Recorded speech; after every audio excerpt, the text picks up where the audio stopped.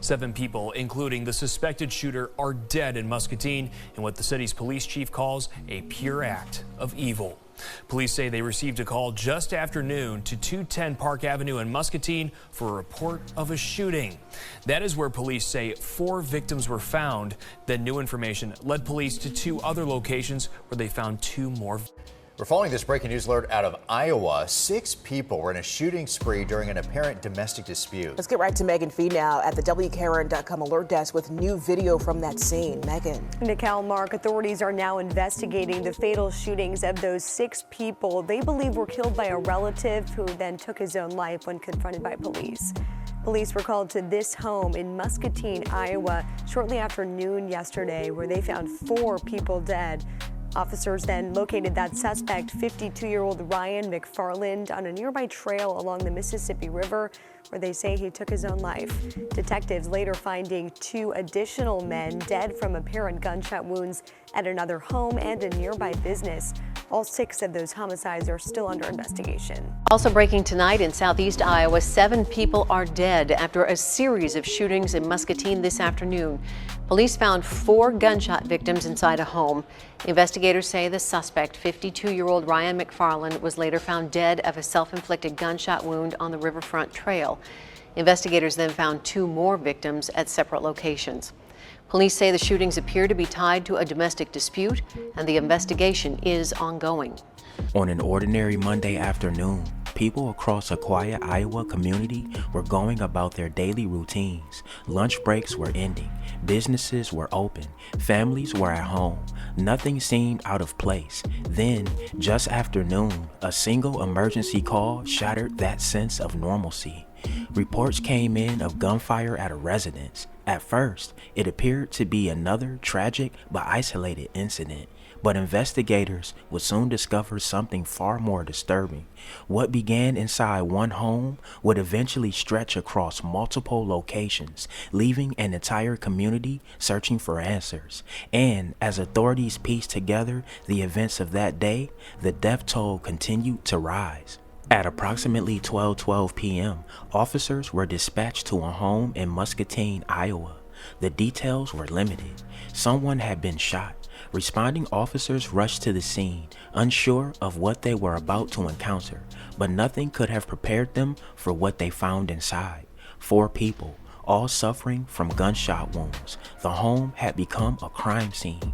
Emergency personnel moved quickly, hoping there was still time to save lives, but there was nothing they could do. All 4 victims were pronounced dead.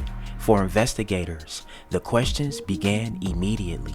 Who did this? Why? And perhaps most importantly, where was the shooter? Because whoever was responsible was no longer there. The suspect had already disappeared, and nobody knew where he had gone. Muscom received a report of a shooting at 210 Park Avenue in Muscatine. Officers and emergency medical personnel were dispatched immediately. Upon arrival, officers located 4 victims inside the residence. All 4 victims had suffered gunshot wounds and were pronounced deceased at scene. The adult male suspect had left the residence prior to law enforcement's arrival, but was quickly identified as Ryan Willis McFarland, 52 years, Muscatine, Iowa. As investigators worked inside the residence, officers across the area began searching for the person they believed was responsible. Information started flowing in: witness statements, background details, possible locations. Then a name emerged. Authorities identified the suspected shooter as 52-year-old Ryan Willis McFarland. But finding him would not immediately provide answers. When officers eventually located McFarland, they discovered something unexpected. He was suffering from a gunshot wound. Investigators believed it was self-inflicted. First responders attempted life-saving measures, but despite their efforts, McFarland was pronounced dead. Tonight, 7 people are dead, including the gunman, after several shootings in Muscatine. Tonight, police say 4 people were found dead just after noon at a home on Park Avenue. After that, police learned of additional victims, one at a house on Mill Street, another at a business on Grandview Avenue. Maddie Franz is live for us tonight in Muscatine. Maddie, you have been following this story all afternoon long, and there's some new information tonight at 10. Yeah, John, and we'll get to that new information in just a moment, but I want to start by setting the scene here. Now, just around afternoon, police were called to this house. We're on the south end of Park Avenue, closest to the riverfront. And when police came inside, they found 4 people who had been fatally shot. Now, they quickly identified the shooter as 52-year-old Ryan Willis McFarland. They found him on the riverfront near the pedestrian bridge over Mad Creek. Now, as police confronted him and started talking to him, he took his own life. Now, during the investigation, they did learn that there were 2 other victims further down the river. Now, police believe that this all started as a domestic dispute, and they say McFarland knew these victims. Now, we also learned the Muscatine Community Schools says 2 students and 2 employees were among the victims. Now, counseling services will be available at most of the schools starting tomorrow. Police Chief Anthony Keyes says it's been a difficult day for the community. Today, I simply do not have the words. This act of evil and what it has done to our community. Please understand that during these trying times, our community is mourning the family and the friends of the McFarland family, the Whitlow family, and the Harris families. Chief Keyes told me McFarland already had a criminal record. According to court records, he was convicted of child endangerment resulting in death in 2011. Now, this was a result of an incident at a daycare. He'd already lost his daycare license over a previous felony. Now, there's also been a lot of chatter on social media. The families of the victims reached out to the moderators at the Muscatine community chat on Facebook. They've asked people to give them space and stop speculating while they mourn the loss of their loved ones. For now, John, I'll send it back to you in the studio. Yeah, Maddie, such a tough story to report. Thank you. With the suspected shooter gone, many assumed the nightmare was over. The community had already witnessed an unimaginable tragedy. 4 victims, 1 suspect, 5 deaths in total. But investigators weren't convinced they had the complete picture. Something wasn't adding up. And as detectives dug deeper into the case, they began uncovering information that suggested the violence had not been limited to a single home. Officers located McFarland on the riverfront trail near the pedestrian bridge. While talking to Ryan Willis McFarland, he took his own life. Officers subsequently located an adult male deceased from an apparent gunshot wound inside his residence at 1509 Mill Street in Muscatine, Iowa. Officers then responded to a business located at 808 Grandview Avenue, where they discovered another male deceased from an apparent gunshot wound. The preliminary investigation indicates the shooting stemmed from a domestic dispute. At this time, all victims are believed to be family members of the deceased. The investigation took a dramatic turn. Authorities began examining new leads. The information pointed toward additional locations, additional victims, and possibly an even larger chain of events. Officers followed the trail. What they discovered would transform the entire investigation. At another residence in the area, they found an adult male dead from an apparent gunshot wound. Then came another discovery, this time at a local business. Inside, investigators located a second adult male who had been fatally shot. Suddenly, the scope of the tragedy expanded. The violence had stretched beyond a single address, beyond a single crime scene. What initially appeared to be one horrific shooting had become a series of deadly attacks spanning multiple locations. The victim count continued climbing, and investigators were now faced with the challenge of reconstructing a timeline that stretched across an entire community. Where had it begun? What had triggered it?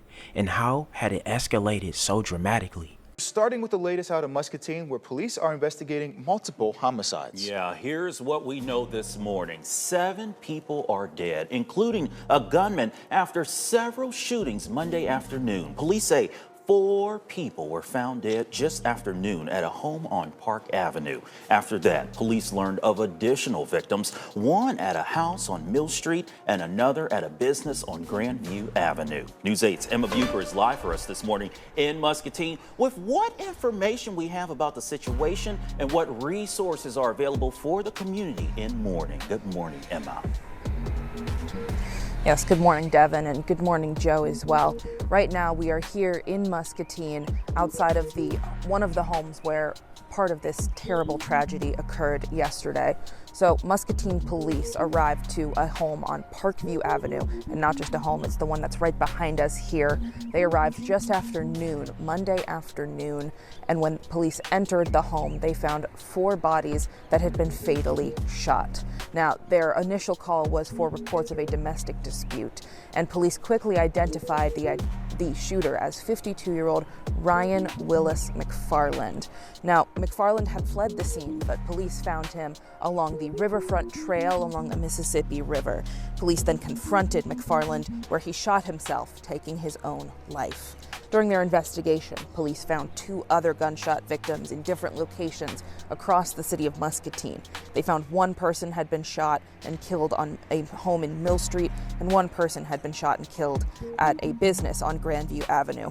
All of the victims at this time are believed to be related to McFarland. And we also have learned from the Muscatine Community School District that 2 current students as well as 2 district employees were victims of yesterday's shooting.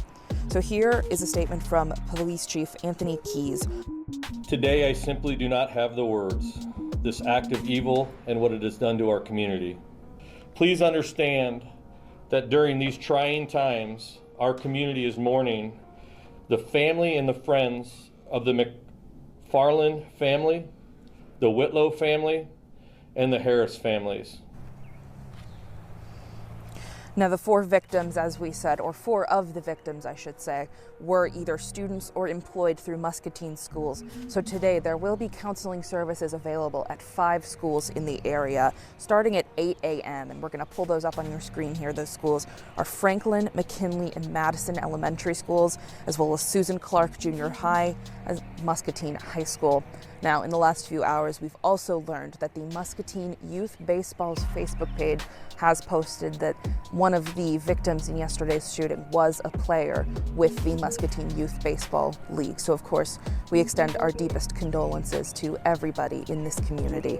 And there has been a lot of speculation and rumors being spread online about what really happened here in Muscatine yesterday. But family members have reached out to community Facebook pages and moderators, asking them to stop the speculation and give the family time and space to mourn their loved ones. We'll be out here in Muscatine outside of this home on Park Avenue all morning, bringing you updates as we get any new information about this case, as the city of Muscatine continues to grieve and mourn the tragic loss of these 7 lives. Thank you, Emma. Live in Muscatine this morning, Muscatine, Iowa. Chief Keys also told our News 8 crew that McFarland already had a criminal record. According to court reports, he was convicted of child endangerment resulting in death 15 years ago, back in 2011. It's after an incident at a daycare. As detectives worked through evidence gathered from 3 separate crime scenes, a troubling pattern began to emerge. The victims appeared to share something in common, a connection that will ultimately shape the direction of the investigation.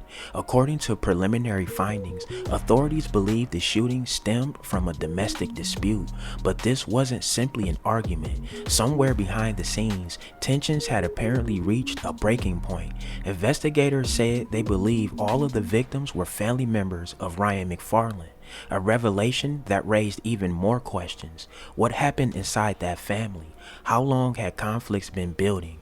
And what events led to such a devastating outcome? By the end of the day, 7 people were dead. 3 separate crime scenes had been established. An entire community was left in shock. Investigators from local agencies, the Iowa Division of Criminal Investigation, and the Iowa State Patrol continued working to uncover exactly what happened.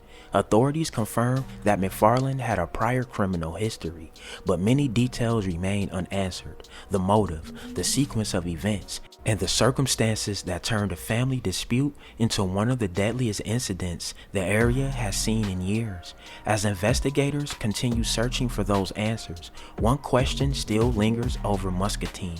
What happened behind closed doors that led to such a tragic ending? Alright, y'all, there y'all have it, man. That's a crazy story of the man killing his entire family in Muscatine, Iowa. Hey, man, get in that comment section. Let me know what y'all think. Drillers and trappers, we outside trapping and drilling 247. Don't go nowhere. Watch that next video. Gang!